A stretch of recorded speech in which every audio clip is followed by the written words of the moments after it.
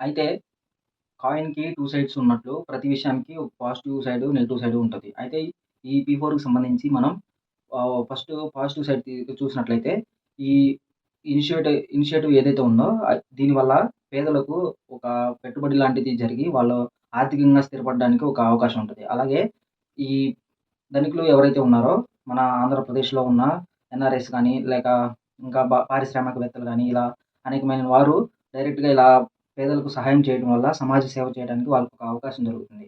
అలాగే ఈ పేదవారికి అలాగే ఈ సంపన్నులకి మధ్య మంచి సంబంధాలు ఏర్పడి సమాజ సమతుల్యత అనేది రావడానికి మంచి అవకాశం ఉంటుంది. అలాగే నెగెటివ్ పాయింట్స్ గనక మనం చూసుకున్నట్లయితే ఇక్కడ ఈ ఇనిషియేటివ్ అనేది స్వచ్ఛందంగా చేయడం మీద ఆధారపడి ఉంది కాబట్టి, ఈ అన్ని పేద కుటుంబాలకు సమానంగా చేరుతుందా లేదా అనేది ఒక ప్రశ్నార్థకం. అలాగే ఎవరైతే మార్గదర్శకులున్నారో వీళ్ళు స్వచ్ఛందంగా చేసి అలాగే వాళ్ళు స్వయంగా వీళ్ళని పేద కుటుంబాలని చూజ్ చేసుకుంటారు కాబట్టి, సో, అర్హులైన వారికి ఈ పథకం అనేది చేరుతుందా లేదా అనేది ఇంకో ప్రశ్న. అయితే ఇలా ఉంటే యాక్చువల్‌గా ఈ ప్రభుత్వం అనేది పేదలకు పేదరికాన్ని దూరం చేయాల్సిన పరిస్థితిలో ఇలా థర్డ్ పార్టీ వాళ్ళని అంటే ఈ మార్గదర్శకులు ఎవరైతే ఉన్నారో వాళ్ళ ద్వారా ఈ పేదరికానికి నిర్మూలనకు ఏదైతే హెల్ప్ చేస్తున్నారో అలా చేయడం వల్ల ఈ ప్రభుత్వానికి, ఈ ప్రజలకు ఎవరైతే పేద ప్రజలున్నారో వాళ్ళకి ఆహ్, గ్యాప్ వచ్చే అవకాశం ఉంది. అంటే దూరం వచ్చే అవకాశం ఉంది. సో, ఇలాంటి